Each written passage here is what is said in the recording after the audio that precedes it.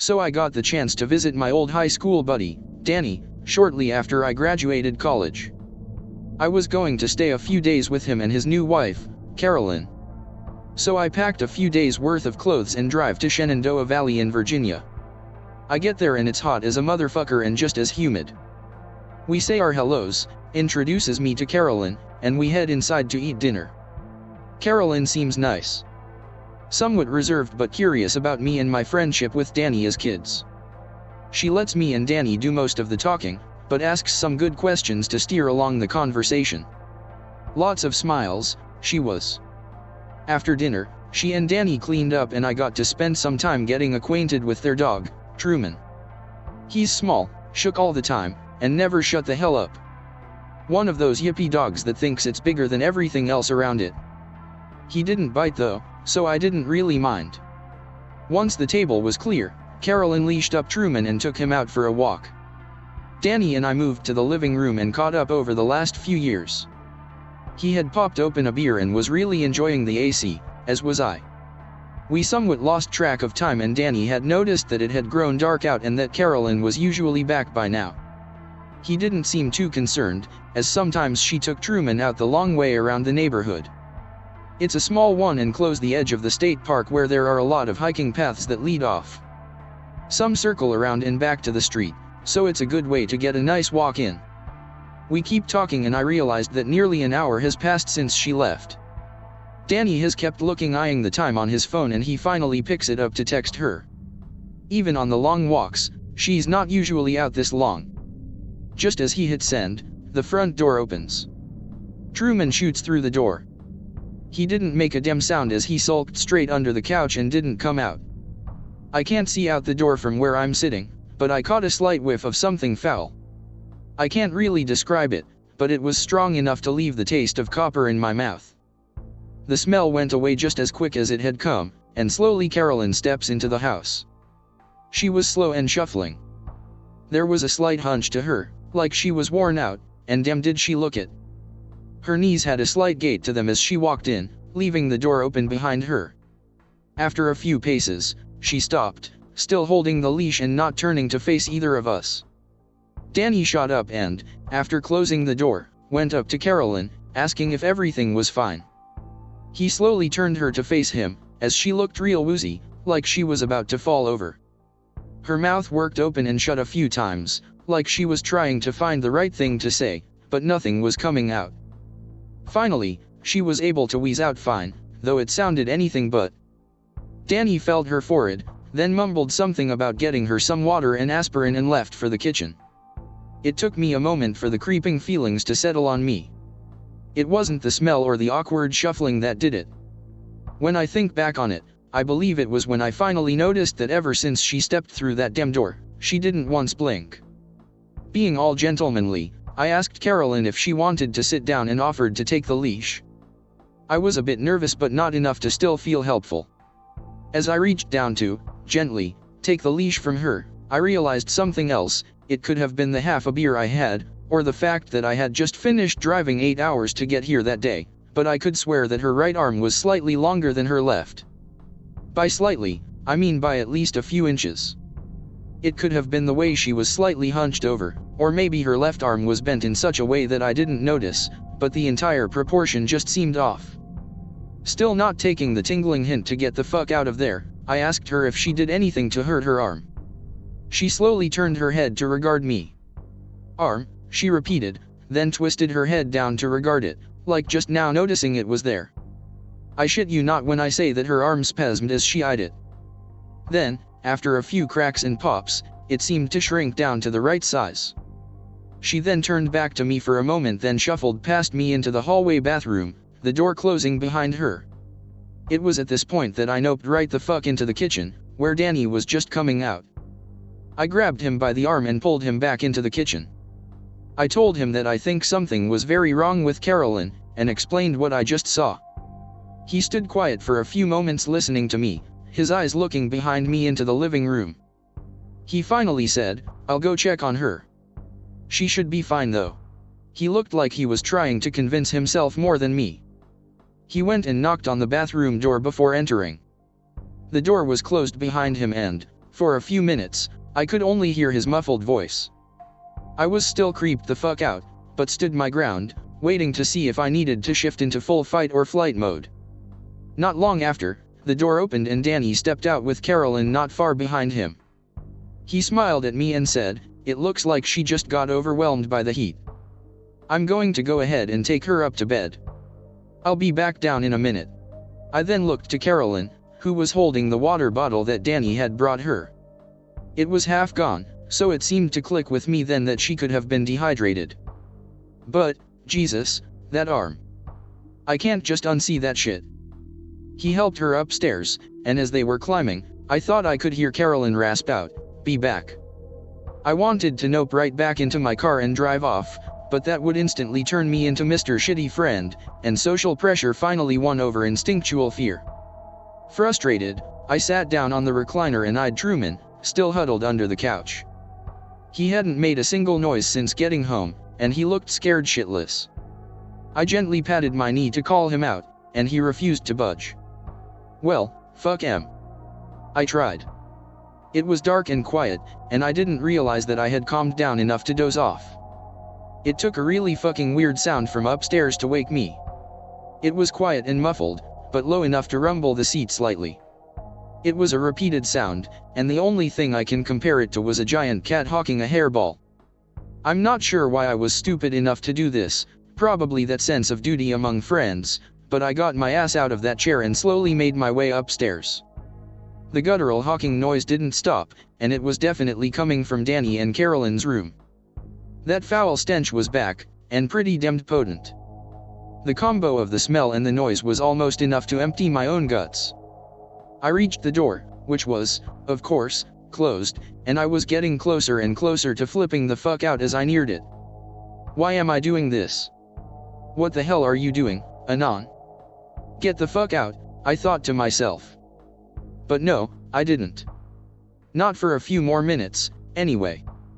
I knocked on the door, hoping they were just doing some kind of kinky fucking I didn't want to picture. The retching sound continued. I stood there looking like an awkward dumbass for a minute before knocking again, this time asking, "Is everything alright in there?" More hawking and retching. The dim noise wasn't letting up. I steeled myself, in case my friend was in some real trouble. I wanted to know what to describe to the cops when I decided to finally call them. I reached for the doorknob and twisted it open. What I saw was all in the span of a few seconds, before I registered enough to decide to nope straight the hell out of the house and dive away. It looked like Carolyn. Almost. The top half of her was really wide, and her naked, sagging breasts inflated and deflated like respiratory masks. Not sure why my eyes caught sight of her breasts first, probably because I'm a guy? Fuck if I know. What should have caught my attention first were the two monstrosities poking out of her shoulder blades.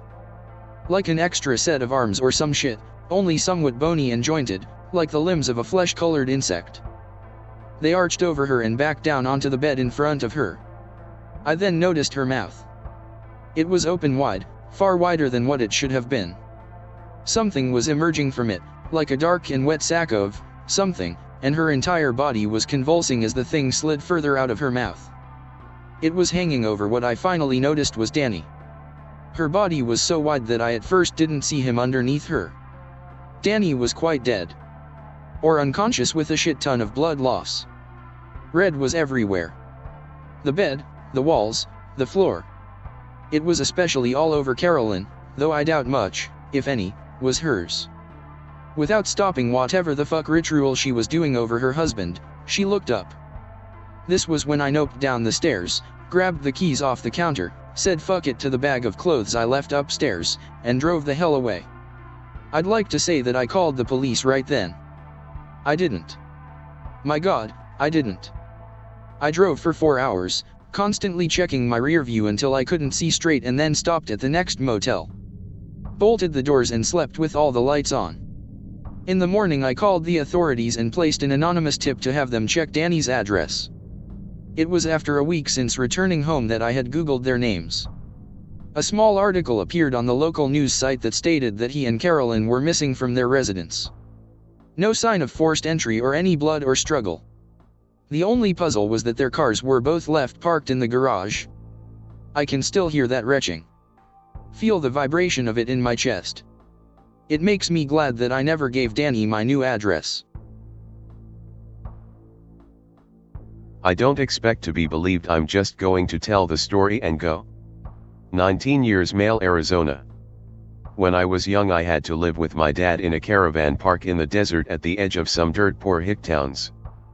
Pick sadly related the people there were basically 100% white trash burnouts.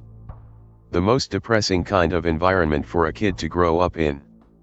Dad was alright, he drank but wasn't angry, worked a lot and didn't really care what I did. He was a demolition worker and would sometimes be gone for days at a time. During these times I would stay in this one van with a family of 3 who we were pretty close to. There was the dad, John, and the 2 sons, one my age, Michael, and one a year younger, who, no shit, was called Dog.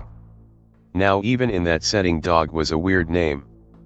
Like there were literally people with the name Cletus there and even they laughed at the name Dog.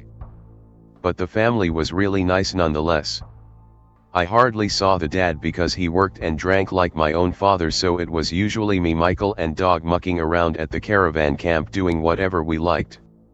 Michael and Dog were nice kids, but I'd had a little bit of education having spent a few years with my mom in the city, and by comparison these kids were pretty simple. Their idea of fun was catching lizards and mashing them up with sticks, which was a good way to kill time, though. They also had a pet with some games, but it always glitched out. The main thing I remember about hanging around them was the smell of their caravan in the heat.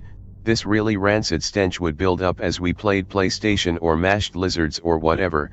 The hotter the day the worse it was. So one day I asked them what the smell is all about and they said they'd show me. So they take me into the back section of the caravan, which is cordoned off from the rest by one of those sparkly bead curtains, and that's how I found out their dad was into taxidermy. There were buckets of roadkill and his taxidermy handiwork lined the walls. The windows had been fully taped over with black duct tape and it was actually bubbling in the heat, leaking this thick plastic type smell that mixed in with the smell of meat. I saw most of the taxidermized animals were lizards and realized why they were all about killing lizards. I was creeped out, but after a time I didn't notice the stench so bad and became interested in how well crafted the animals were. The sculptures all had real craftsmanship and talent, or so I thought as a kid. In retrospect they were pretty crude. So I'm admiring the taxidermy when the door slams shut and I almost shit myself when John is standing over me, staring hard at me and his kids. But then he just bursts out smiling and acting like a giddy child eager to know what I think. He seemed so happy when I said I liked it. I genuinely did like it too. As a kid you sort of don't have a bred enough awareness of social norms to know that taxidermy is pretty creepy. Another thing I didn't notice at the time was that even thought he was incredibly nice and warm to his sons. They both acted totally submissive and treated his every word as an order.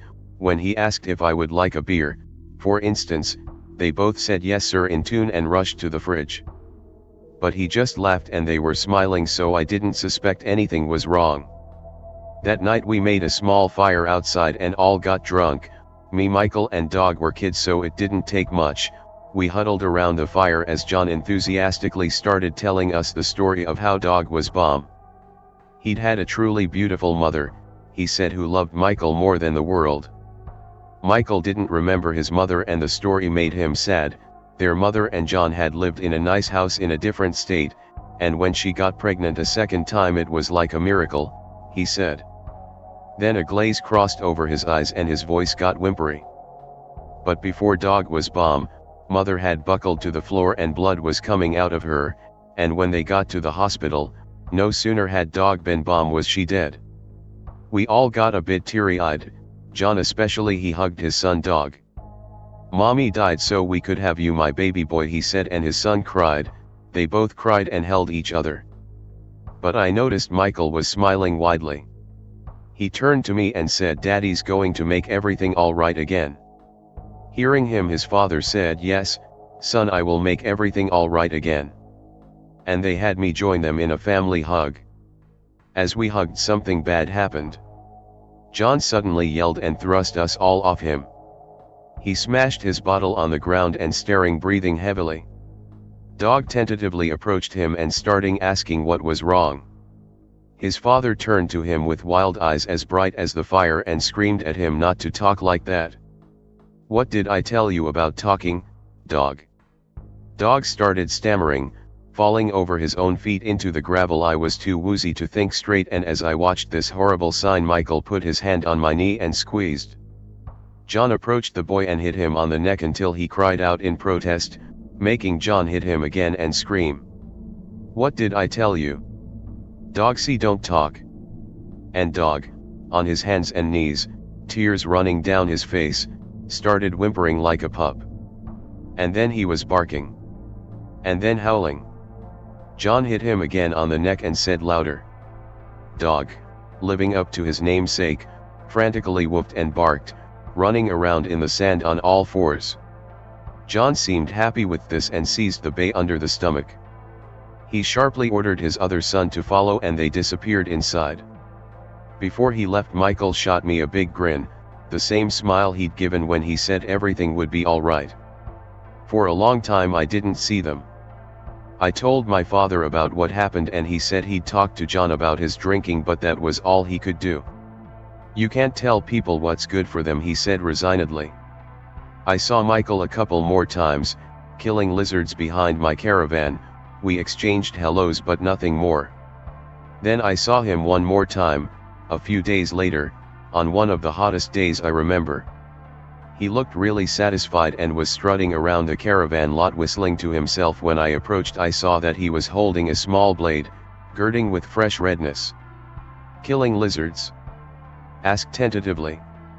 He winked, grinned big and said, "Just making some final adjustments." And he walked off. As he did so, I heard a slow, awful moan from behind their caravan. It was the guttural wail of an animal. But before I could reach it, there was the sound of the door slamming, and only twin peals of blood droplets were left in the sand. Many weeks passed. One day, I was home alone when there was a knock at the door. I opened and saw John, standing and smiling. His appearance struck an instant euraze in me, but he started apologizing for the night I had witnessed, and seemed very genuine. He talked about how his drinking was out of hand and he really shouldn't have gone off around me. He wanted me to know that things were finally getting better, and wanted me to come over and see them all, half out of fear, half out of childish naivety. I followed him. "I really am sorry, he should know not to act that way," he kept saying, "but things are finally getting back to normal. It's been a long road, and a hard one, but things are finally coming full circle." I noted that now all the windows had been blacked out. He opened the door and shut it behind me. Inside it smelled worse than ever. I almost gagged at the fecal stench, the burned plastic and mincemeat, and it was hard to see too. The whole place was dimmed out through the taped-up windows. A cloud of foul-smelling steam hung in the air.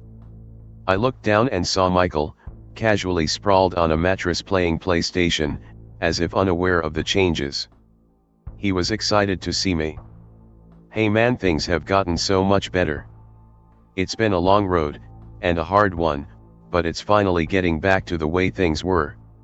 He was grinning like he could hardly contain himself. Him and his father kept exchanging sneaky smiles. I noticed he was wearing a shirt and pants many sizes too big for him. "Who's up for a beer?" he announced. His dad jokingly responded, "Yes sir, man of the house," and bent down to get some cans out. Michael shot me a look like we were both in on a big joke.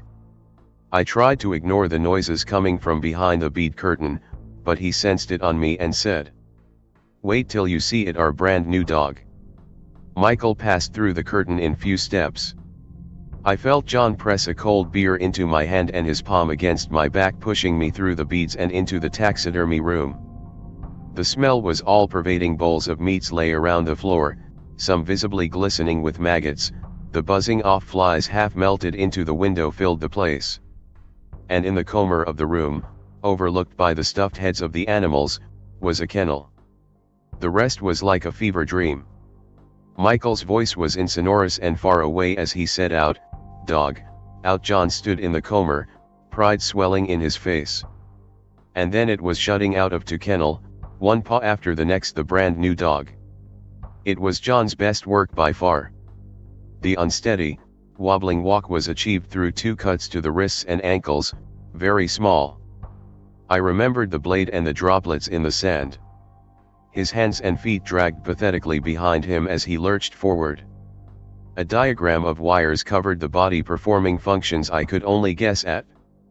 The back was bent into the curved shape of a dog, and the head jutted forward from a neck enmeshed in chicken wire and wounds. But the face was the masterpiece. The jaws had been stretched out in a contraption looking like a mouth guard, that sturdied itself with thick pylons in the gums, split down the middle so the entire tongue was permanently flapping out, dripping. The nose had been, it seemed, flattened into shape. And the open nasal canals were thickly coated with wetness. The ears, dragged back towards the shoulders with chicken wire, were now long and pointed, stretching the whole head into a brand new shape. The only thing that remained untouched were Dog's terrified eyes, from which I saw were bleeding streams of tears. "Good boy," Michael was saying, kneeling to Dog's level, "that's good, dog." Then he struck it on the back so that it buckled over. "Stop that," he ordered, "dogs don't cry." Well trained, Dog let out a series of woeful howls. Michael, pleased, pushed a bowl towards him, and Dog, eyes unblinking, eagerly dipped his face straight into it and lapped it up. Michael and John stood side by side, the father with his hand on his son's shoulder. "You did great, son," John said, "everything's almost all right again.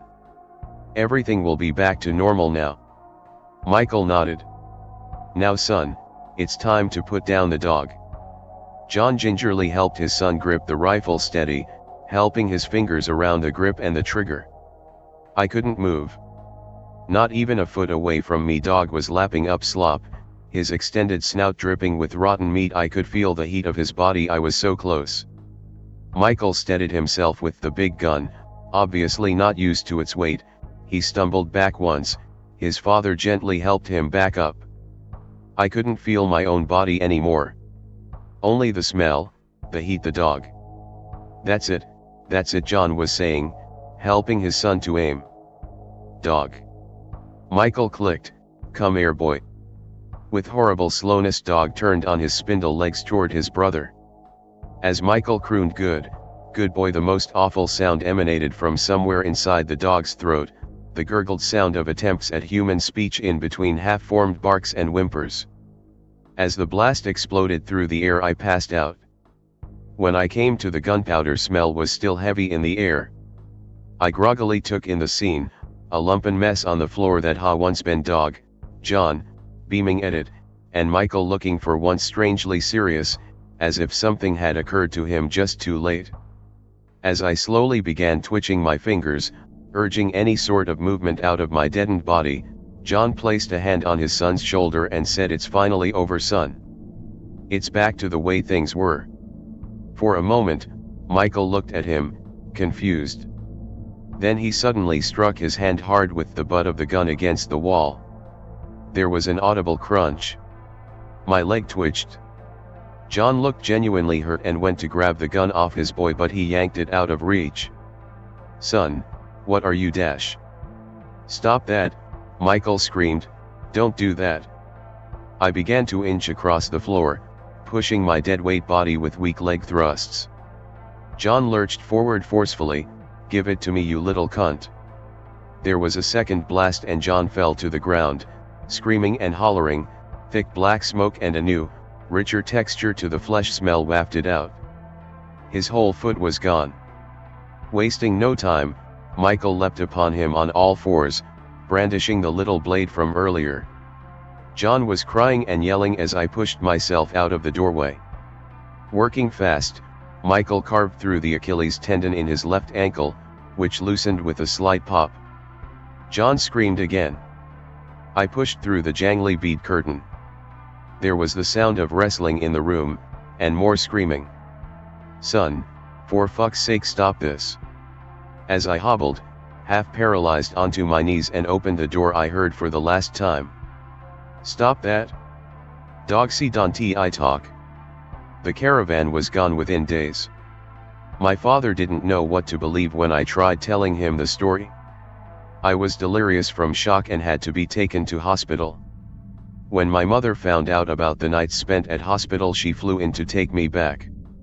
I spent the next 7 years systematically forgetting certain things about my time with my father. I managed to pick up at school after a long time spent as a suspected mute or something. Even made friends, eventually. I receive little correspondence from my father. He remains at the same caravan park to this day.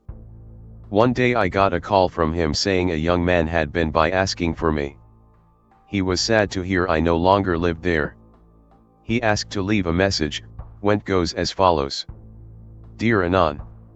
It's been 15 dog years since we last met, but just wanted to let you know the old bitch is still kicking. I've made some big improvements since you last saw her. Hope everything's alright with you too. I never heard of him again. I was through hiking the Appalachian Trail last year, when I got lost and found myself off the trail, in a strange, dark hollow with heavy moss and one running stream. It was getting dark, and starting to rain. I found a cave just above the creek bed, and there were no bear tracks, so I went in for shelter. Sometime in the night, a bear did come, right into the cave, and I had no way out. Keeping my head, I crawled deeper into the cave and found a passage too small for the bear to fit. It led to a long crawlway ending in a little alcove. I had no light, and was terrified. But the sound of the bear in the bigger room faded away. This new room was cozy, with what felt like mounds of soft moss and crackly leaves all over the floor. A breeze blew through, and the leaves, though I couldn't see them, seemed to move all over. They tickled me all night long, making it hard to sleep. The next morning I crept back out to see if the bear was gone. He was. So I exited back into the hollow. I had a terrible rash all over my body from the itchy bedding I had slept on, and couldn't stop scratching as I gathered my stuff and went down the creek looking for a road and some directions back to the trail. I found another trail along the creek, and in a few hours, it ended at a dirt road. There I rested, trying to decide which way to walk for help. My skin was bleeding in spots now, and pustules were forming at the itchiest places. I thought I might need some cream or something. A game warden jeep came around the bend, and when the warden saw me sitting at the trailhead, he stopped. "You planning on going up there?" he asked, gesturing up the trail I had come down. "No, actually," I began, but the itching on my skin made me stop short to scratch. "I wouldn't if I were you, especially that cave." "Why?" I asked. "They call it Spider's Nest Cave." I wish I could have freaky experiences in the woods. Here's the closest thing I came to. I was young, maybe about 8 years old, and I was camping with my family. My parents didn't want me walking off on my own, but eventually I did it anyway when they weren't looking. While I was walking, I came though this strange pathway where the trees sort of curved toward me. It creeped me out, but I kept going. Eventually the path came out into this weird place. It was covered with sand, and there was a gigantic lake near the end of this long field of sand. The lake looked like it went past the horizon, and the sun was just perfectly setting on the water. I got this weird feeling, kind of like I might have just died and gone to heaven. I decided that I should go back. By the time I got back it was dark, and my parents were worried sick about me. They said I was gone for 4 hours, which was way longer than I thought. To this day I wonder if maybe that was some weird near-death experience. I always think about going back to that beach, but I could never remember the way. I can't find a picture that could even remotely show the scene. Well, it seems that there's interest in creatures generally in this thread, so I'll share a skinwalker story this older gentleman shared. For those of you familiar with them, you'll recall that skinwalkers often appear as men with glowing eyes. My cousins and I liked to hang out in our grandmother's land. It was a wooded area right next to big red bluffs. Plenty of good hiking trails and a great view of the surrounding land up at the peak. It was quite beautiful. One evening, we got back to our grandmother's house after a great day of hiking and exploring the land. My cousins were sleeping over and we had the house to ourselves. Sometime after sunset, the dogs started to bark outside, and they wouldn't stop. Now, growing up as a kid on the rural part of the reservation, you'd always hear stories about people seeing something out in the woods, but it never bothered me because I had never seen anything myself. We began to feel like we were being watched, and we decided to investigate. We went outside and saw all of the dogs take off running in one direction. We heard sounds in the distance, branches snapping loudly in the woods, somebody making bird calls and whistling. Like I said, we were alone without any adult supervision, so we got a little freaked out. My grandpa's house was nearby, so we ran there to tell him what we had seen and heard. He wasn't scared of anything. He calmly turned off his TV and told us to get inside and to not be scared because they can feel fear. So he goes outside alone, walking around his property. Everything was really quiet. Then, we heard a knock on the wall followed by a loud pounding. We all ran outside, and saw a man standing out there some distance away with long hair and red eyes. My grandfather was in his vehicle and he yelled at me to hop in. He told the rest of my cousins to stay inside and guard the house. My grandfather and I took off chasing after this man with red eyes. He ran so fast that we had trouble keeping up even in the vehicle. I couldn't believe how fast he was moving. We chased him through the trees, bouncing through the hills until we had to come to a stop. We reached the edge of a large arroyo, about 20 feet wide maybe. This man jumped the entire distance and landed on the other side. Then he just vanished. My grandpa drove back to the house and sat us all down inside. He told us not to worry, that the strange man was gone. He told us that these creatures, or whatever they are said to be shapeshifters. They are evil medicine men who have the power to shapeshift and curse people. They are known to be able to run at very high speeds. As I've gotten older, I know this place has many secrets and stories. I still love the land around my grandmother's house, but I can see that there's a different side to it, and I think it should be further investigated spiritually and physically. Thank you for letting me share. CSX locomotive engineer here. There is a reason why very few railroaders believe in ghosts. I'll tell you a couple of stories. Be in central New Jersey, conductor for Stone train. About 1:30 a.m. Pass abandoned Reading Railroad station building. Misty face in window. We called it in, but there was no evidence of intrusion or anything. Be in Selkirk, New York. Large railroad yard. About 4 a.m. in October. Hear multiple chimes of an Alco, sounded like a model from the 1950s. No such locomotive exists in the area, and the spot it came from has no access roads, so it couldn't have been a guy with an air horn mounted on his truck. Be me. Passing site of fatal chassis system crash from the 1980s in West Virginia. Mid-afternoon. Both of us, my engineer and I, see what appears to be another train headed straight in our direction. This makes little sense, but both of us go into oh shit mode for obvious reasons. I hear a voice say, "You fucked another one." Engineer is a black man with an obviously black voice. This sounds like a white guy.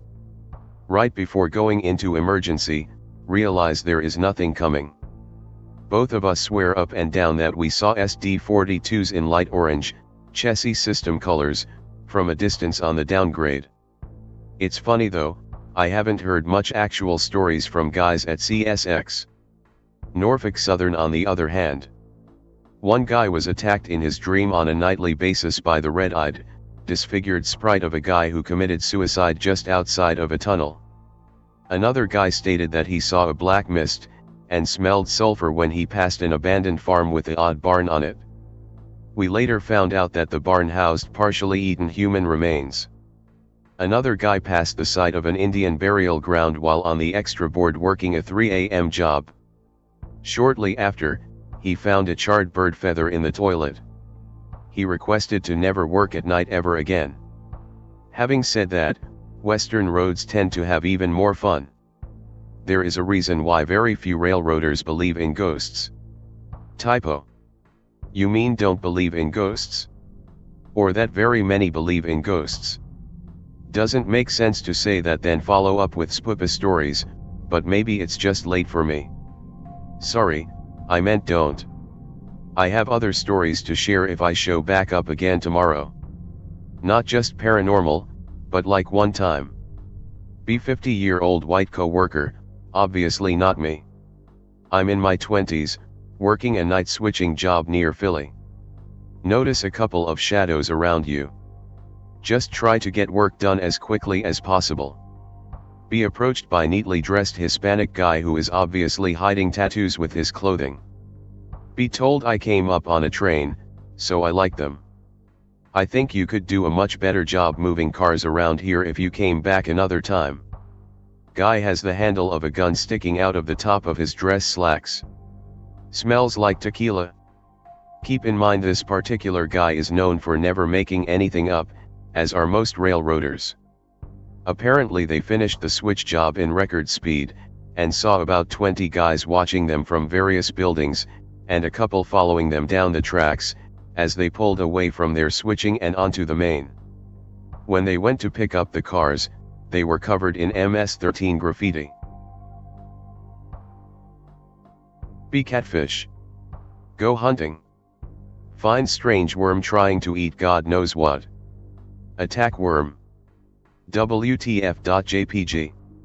Worm is made of some snail shit, so my teeth do jack all nothing to its rocky skin. Too hungry to care or question. I jolt down and nab the pussy's half-turd fish thing. And like that my life changed forever. A battle ensues for what seems like hours. At first I seem to be winning. He digs his pathetic tooth into my mouth. I thrash his brain and guts about his snaily skin. But then with the strength of Poseidon he hurls me out. So far out. It was bright. And very dry. I had jumped before. Even hung my nose out to smell. But when I left the river that day I felt the hands of God take me in. They saved me from the worm. I was grateful, until they began to rape me. I couldn't stop them. There were more bright lights, loud strange sounds echoing from these monsters I had called gods. And then before I knew it I was back in the water. I gazed in horror through the veil of water and air. These were the fabled demons. The ones that row the boats. Is this bait? Be camping in the Appalachians with a friend. Night, we put out the fire and go to sleep at about 11 p.m. Get woken up, dark as fuck, moonless night. Check watch, it's 3 a.m. I can hear people talking. Shake my buddy hard to wake him up and motion him to be quiet. He hears it too.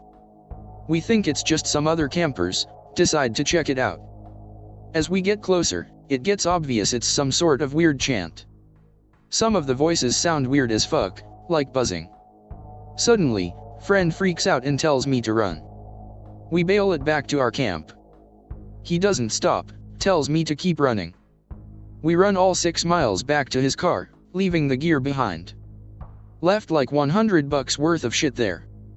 To this day, friend swears he saw what looked like a giant shrimp coming towards us. He refuses to go camping now. The voices were nonsensical, all I remember is something about the black goat of the woods, or some shit. The black goat of the woods. Holy shit, you almost got ate by Shub-Niggurath.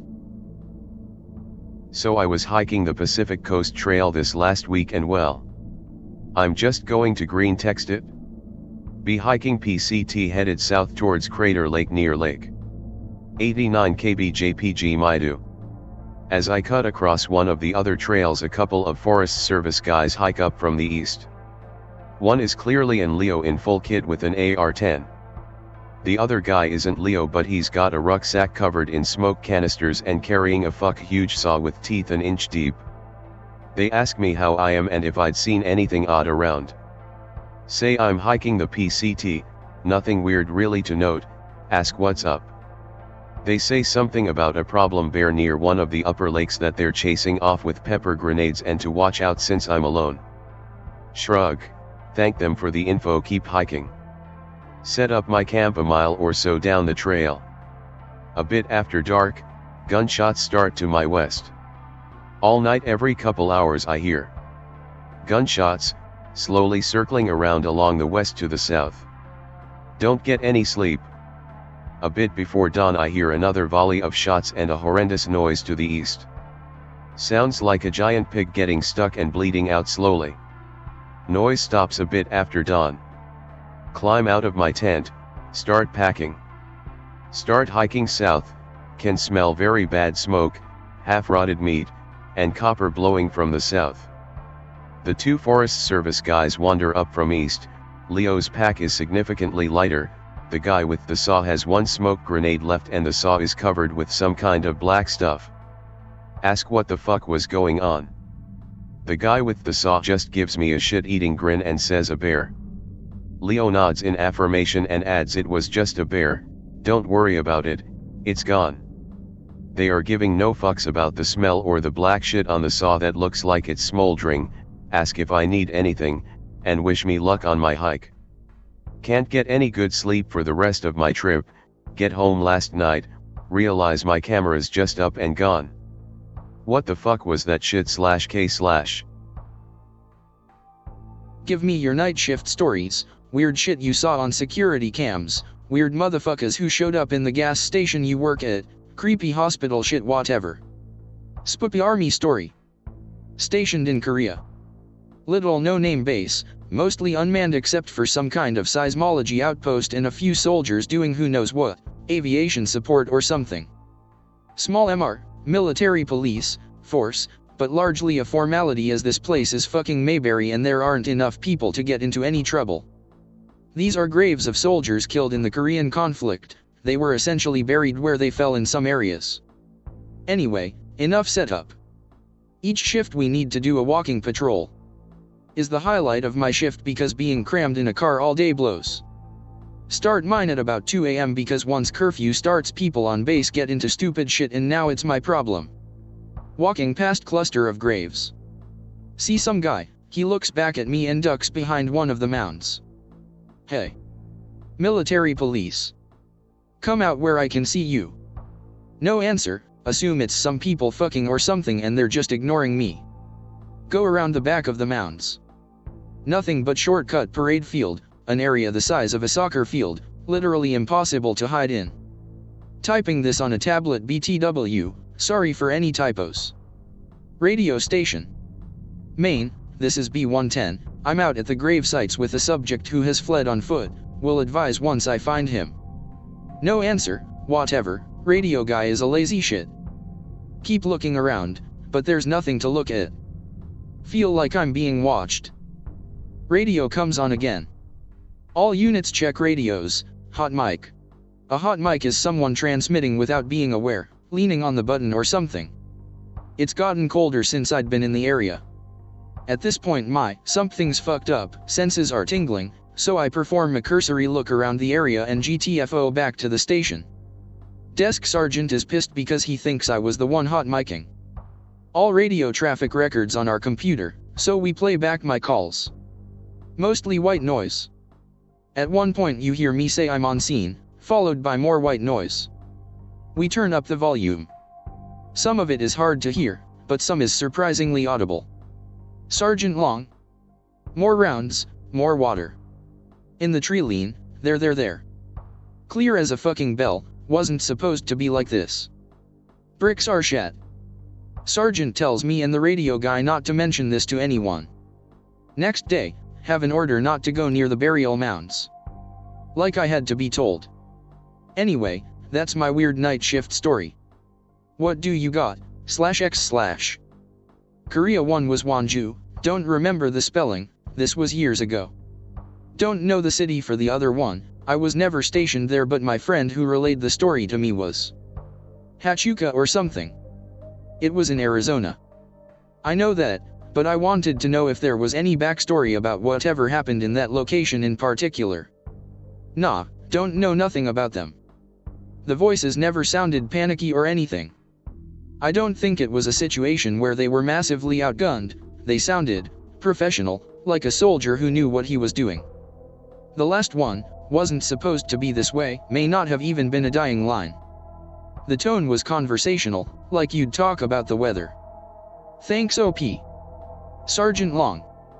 Link to wikipedia.org on Charles R. Long. Well shit. There he is. And he died near Hoengseong, which is right next to Wonju where OP was based. Spooky. Also, his last radio message stated that he was out of ammunition. I've googled Sergeant Long. He was posthumously awarded with Medal of Honor for manning his post and directing mortar fire, until being overrun and killed in Korea. Charles R. Long, it's on Wikipedia. You've heard his name and rank over the radio, maybe it was his ghost? OP here. Holy shit, I never thought to put 2 and 2 together. Those are probably the heaviest bricks I've ever shat online. Link to wikipedia.org on Charles R. Long. His last radio message stated that he was out of ammunition and called for a 40-round mortar strike near his position. More rounds, more water. MFW more water said quickly sounds an awful lot like mortar. More rounds, mortar. Also, I did a bit more digging and found a map on the Chinese attack on Hoengseong. The 38 Infantry, 2nd Battalion, the unit Sergeant Long was stationed is just to the right of the city. Wait, left of the city. My bad. B13ish. Lived in California at the time. San Bernardino County. Lived in La Verne, right at the base of the mountains. Found a hiking trail with my dad. Hiked up the mountain for about an hour. Find a house in the middle of nowhere. Huge white house, and a guest house. Guest house had no windows and was pitch black. We explore the house. Fully furnished, but everything looks old and broken. There's leaves everywhere and shit. Windows all broken. Pictures still up everywhere, some Asian family. It's like the family just up and left one day, leaving everything behind. I'm weirded out, but we keep exploring because we like this kind of shit. Venture into more rooms. God, this house is fucking huge. I start noticing odd things everywhere. There's photos that have been burned partially. Bundles of sticks tied together. I saw a doll with a knife in it. My dad thinks it's hilarious. I'm playing along, but seriously kind of fucking scared. Enter a room that seems like a second living room or something. Huge window that was broken out. Hanging from the window are huge sticks all tied together with red rope. Looks like some Blair Witch shit. Scoping out the room a little more. Don't really want to move around too much. Then I notice some shit. Notice rusty brownish splatters all over walls. Blood stains. Dad says, what the fuck? He was serious. I remember the feeling sinking in very clearly. Some weird fucking shit happened in this fucking house. I'm standing in some abandoned murder cult demon mansion. In the middle of the woods. On a fucking mountain. We stand silent for a few moments. Like we were both trying to listen for any sounds of life even though the stains were clearly old. Dad asks me if I want to leave. No, let's see what's upstairs first. I was feeling ballsy. It was stupid to say that, because I was so freaked out I couldn't even focus or enjoy the thrill of go upstairs. Same shit everywhere. Pictures. Piles of stuff that looked like it was set on fire. Such as books, shoes, and toys and shit. More bundles of sticks tied together. Random rusty splatter stains on the walls and carpet. Obviously blood, some of it still looked red instead of brown. But again, you could still tell it was old. Get to one of the last rooms. Looked like the master bedroom. It's covered in sticks. The bed looked like it was torched. Curtains were black.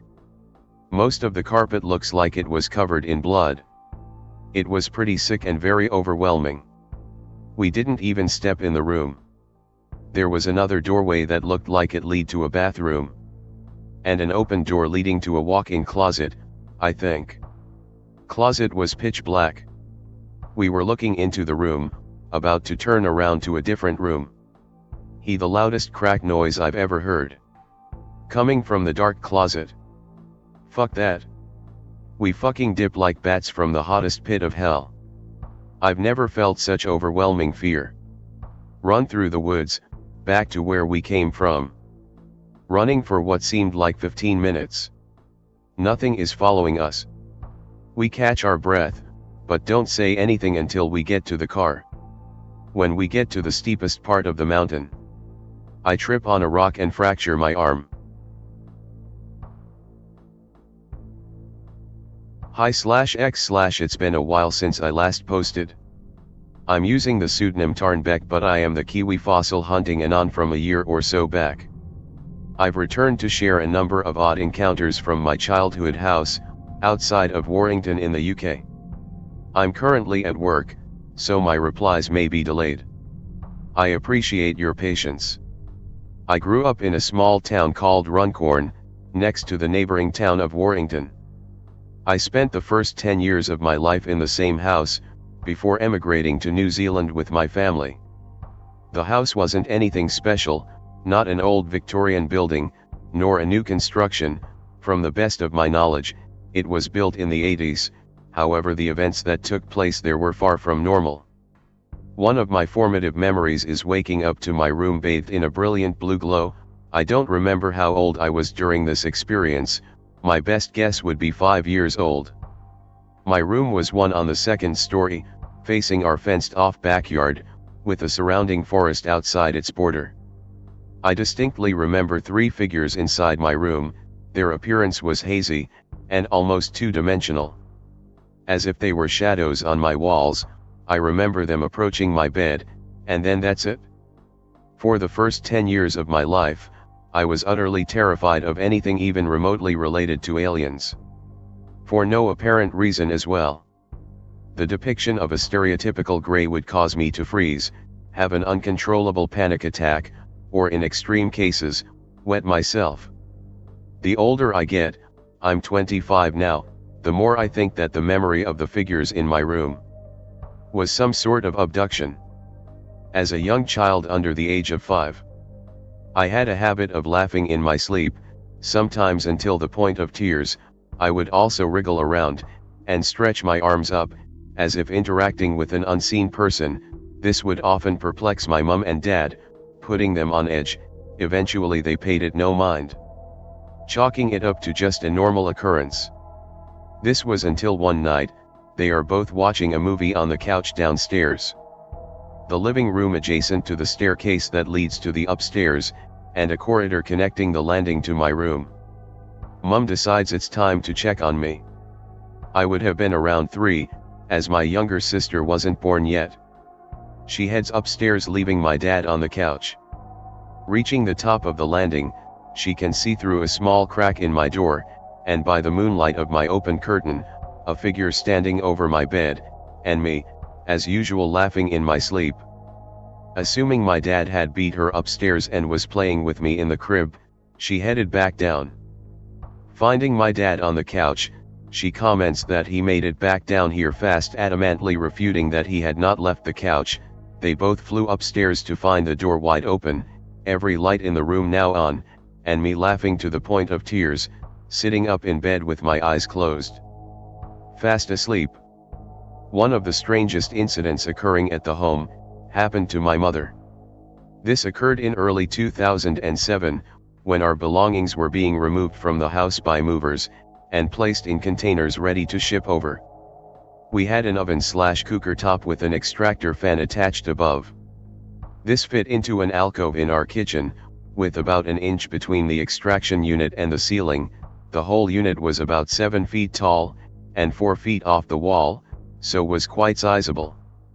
For years, socks had been going missing in the house, just the odd one here and there, but we were left with a large number of single socks in a drawer, without their partner. Mum came home from work one afternoon to find the movers finishing up for the day. One of them asked her, "Are these yours?" Handing her 3 neat piles of clean, pressed socks. She quickly realized that the socks were the many that had disappeared over the years. In disbelief, she asked the movers where on earth they had found the socks, as she had practically turned the house upside down on many occasions trying to find them.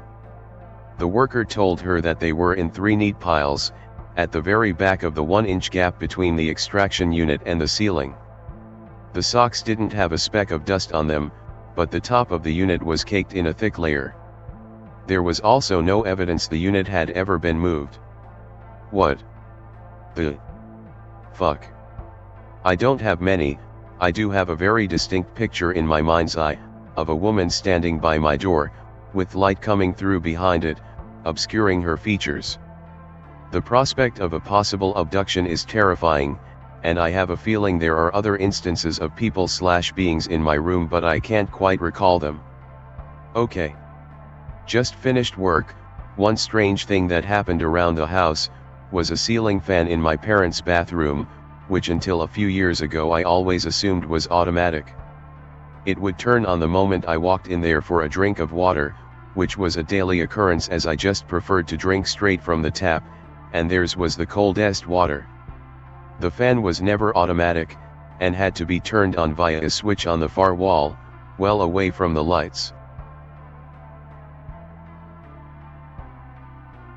Summer of 2012. At then GF's place with mutual friends. She lives in the middle of the woods, so far out in nowhere that you frequently see Amish people riding their carriages on the roads. Shitty cell reception if any, and she had to have dial-up internet. Having bonfire out in her yard near the tree line. Friend who hasn't been there before tries to get Wi-Fi on his phone. Tell him there is no Wi-Fi, she has dial-up and there are no close neighbors who would have it. He still picks up a signal that shows no name. What the fuck? Connects to it but it doesn't provide an internet connection. Hear a weird low hum in the trees. He drops his phone and yells. Says it got hot. I pick it up and drop it too, thing is fucking hot as shit. Hum in the woods gets louder and we start feeling it pulse in our chests like when you go to a concert and feel the bass. Trees are blowing around like there is storm wind but it's a pretty still night. Just as the hum gets to its loudest, it suddenly stops. He picks up his phone after it cools down. It died within that minute or so of hum, from 80% plus charge. Nobody knows WTF happened. GF says nothing like that has happened before, never heard the hum or got a mysterious Wi-Fi signal before. Talked to her again like 2 years ago and asked her about it and she said it never ended up happening again. This happened about 12 years ago, but I still remember it like it was just last night. It's not a great story, mind you, but it is real. I would work late at a big sports bar, so we'd close up around 11 to 2 a.m. depending on what holiday/events were happening. This particular event happened around midnight to 1 a.m. Roommate giving me a ride home, usually takes back road parallel to freeway to avoid traffic. Getting to a fairly secluded area where there aren't many houses, there is construction of a new community. Coming up to the end of the road we're traveling and approaching this area where the road connects to what is this small, cleanly built community with its own stores in the center of this little neighborhood. On the outskirts of this little neighborhood where there is still construction happening, there is a large hill of dirt coming up on the right side, passenger side, where I was sitting. I've always stared into the big sky wondering and waiting to see something unique or strange. Looking, and wishing, and wait, what the fuck is that? See these strange lights illuminating in the sky. They're not bright enough to light up anything around it, but I can see them clear as day. Would guess that the lights are about 50 feet away, and that the craft is probably 50 feet in length. Stare at lights. Circular lights, 3 of them, white. Slowly rotating around whatever this thing in the sky is. Lights are rotating around this craft in a counterclockwise motion. These lights had a hypnotic illuminating effect. Not unlike the slow pulsing illumination of some light-up toys or Christmas lights where the lights slowly brighten and fade. In awe staring at this craft in the sky, can't make it out too well, but I can see the lights rotating around this thing, realize I'm seeing what might be an actual UFO, get excited, tap my roommate on the shoulder and tell him to look. Roommate begins to stare with me as we're cruising down the road. Roommate says, I'm glad you're here seeing this with me, or else I'd think I'm going fucking crazy. Try to make this thing out in the darkness. Looks like this thing is scanning the small hill of rocks/dirt on our right side, can barely make out what looks like some very low light kind of ray or dim light cone coming from the craft to the hill, scanning what looks like some shape at the base of the hill, looks like a cow. Huh. Look back to the lights, catch 2 of the 3 lights making the final rotation around the right side of the craft and then darkness. Can no longer see any indication of craft, a literal second later roommate and I exclaim. About the bright orange light that started shining in the distance where we just saw the craft, hundreds of miles away. Roommate and I WTF the rest of the way home, mention it to each other every so often. I still reside in the same area, never see anything like it again. No longer in contact with that roommate. This whole sequence of events probably lasted a good 20 to 30 seconds. I'll never forget this strange occurrence, and I've tried to rationalize this a lot throughout the years. Man-made commercial craft usually, to my knowledge, have lights on them that indicate which side is which for other aircraft to identify them in the air. This thing I saw had none of that. Only the lights I explained, so I know it wasn't any of what you usually see in the sky. Another thing is that I live in Arizona and this wasn't too far from Luke Air Force Base, so it could very well have been experimental military craft, but I really doubt it. Keep your eyes to the skies, brothers. They're out there. I got one about aliens, I think, if anyone's interested, although I'll warn you now that it's pretty anticlimactic. Be me. Living in Little Blink and ULL Missit town in a shithole country. I work at a PC repair store, but we do more general electronic repair related stuff. I actually have very little knowledge about this shit, but almost everyone in this town is a boomer, and you'd be amazed at how many people come in complaining about their broken PC and it just turns out it's fucking covered with dust, and after a good cleaning it works like a charm. If it's not that, you can be sure they downloaded some shifty shit online and you just run some antivirus software and problems solved. Anyway, I'm at work like normal when the local head cop walks in, sheriff equivalent I suppose, and tells me he needs some help with some tech-related stuff on a case he's got. Sweating Pepe.jpg. Like I said, I know very little about this stuff, but once you've fixed a boomer's PC or laptop or phone one time, they think you're a fucking savant. Get permission from boss to go help. Go to police station. Have to sign some shit about how I'm like an IT advisor on the case or some shit. He starts asking me if I saw any weird things in the recently. Weird. Eventually he slides a smartphone. Tells me some local girl went missing and her friend says she got abducted by aliens while they were making blogging videos of some kind, and he needs me to find them so he can watch them. I'm fucking dead inside as I scroll through this phone. We got the password from the friend, somehow she knew it, and realize I'm literally just here to find the video on her phone and click play. There were a couple different folders with videos, and this boomer cop honestly didn't even know how to find it and thought he needed some IT genius to hack into the phone or some shit. Haven't pre-typed this shit, so let me know if you guys want more. So I'm going through the different folders trying to find the most recent video. Whole time cop is telling me what happened. I honestly think there must be some sort of law against that, like, he can't just tell me about this case and these people involved, but when you're in the middle of bumfuck nowhere people don't really care too much about the rules. If the family wants to sue him for that shit, I imagine they'd have to take him to the nearest city, cause we don't even have a proper courthouse. Anyway, I'm half listening as he tells me about how the phones at the police station were going crazy last night and how people were calling in about lights in the sky and people prowling around their gardens. I'm just like, yeah, that's crazy. I was drinking and watching anime last night with my headphones on, so I didn't hear any of this shit. Every video is just this girl, sometimes with her friend, talking about some K-pop band they like or cooking and doing recipes and shit.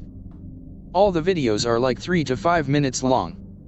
Eventually find a video that's 10 minutes long, 10 minutes exactly. I imagine the phone automatically stops at that point, and skip to the end, and it's just like 2.5 minutes of nothing. Phone's just pointed at his ceiling fan and then it cuts off. Bingo. Track back to the 3-minute mark. Girl is lying on her bed talking to her friend. It's a split screen and her friend is just chilling at her house, I'm guessing. They're talking about some shit. Super forced and awkward, I think they were uploading these to YouTube or TikTok or some shit in hopes of becoming famous. Missing girl eventually stops laughing and gets this terrified look in her eyes. I say her eyes because her face was barely moving, looked like she had a stroke or something. She's really still but her eyes are really panicked. She must have had the phone leaning on something cause it didn't move at all. At this point the cop has shut up and has moved next to me. So this girl is lying there looking like she's got a gun to her head. Imagine her phone lying to her right, by her head. Probably propped on a bedside table, as it records, so we can see over her and her doorway a bit but most of the room is off screen. Her friend starts asking her what's wrong. Girl's eyes are darting like crazy now. I think she was trying to say, I can't move but it was from out the corner of her mouth, and really mumbled, really looked like a stroke victim. Video goes on like this for like 30 seconds. Her friend is clearly scared but obviously doesn't want to freak out in case it's a prank. I would have thought it was a prank but I notice one little tear run down her face. This girl is clearly terrified. Eventually hear floorboards creaking outside girl's room. Light from hallway gets a bit dimmer as someone walks in front of it. Oh shit.jpg. I'm about to watch some fucking serial killer walk into this room and take this girl. Feels like fucking CSI, Miami. Girl's eyes are fixed on her doorway. They are bulging to the point that they look like they're about to pop out. Figure appears in the doorway. Very tall. Very dark. Quite wide across. Literally needs to turn shoulders to enter through doorway. For some reason the fact that it looked right, the wrong way, into the other room, first scares me, like, it just gave it this very human element of searching the rooms for someone. Honestly wasn't even thinking at this point, I was just watching this shit like I was completely detached and this wasn't even happening. Like when you're dreaming but you realize it's a dream. There are three of these things and they enter one after another. The best way I can describe these things is they look like a mix between an owl and that thing from Spirited Away. No Face is the name I think. Imagine that thing but with an owl's head instead of a mask, but also it has a little lipless mouth instead of a beak.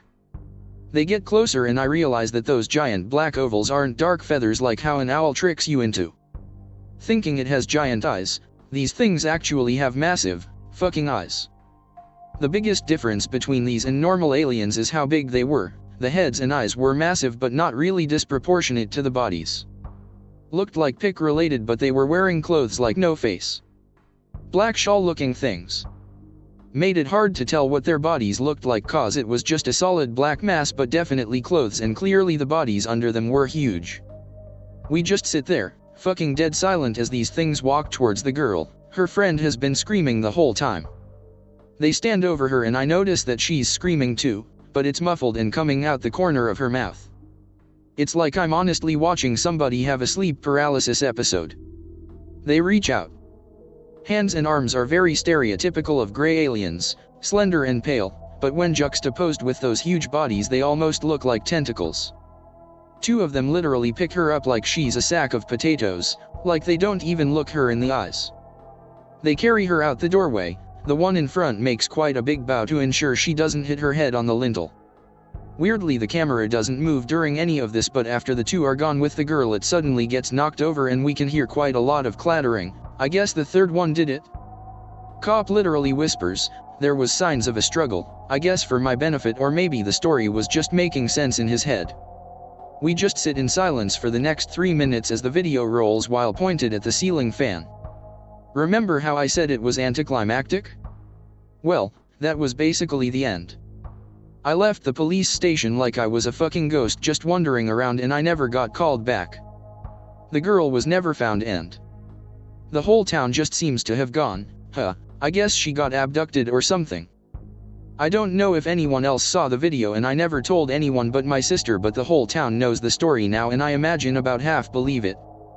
I think the video probably still exists and I've asked the cop about it but he just says he can't give me case evidence. Suddenly he fucking cares about the rules. I don't think any men in black came and scared him or anything and I imagine he's shown it to a few people. My one friend told me the story in perfect detail even though I never told him. That phone is probably sitting in a desk drawer right now about 5 km away from me but I'm not about to go break into a police station to prove it to anyone. I think the official story is that she got kidnapped by 3 dudes in masks.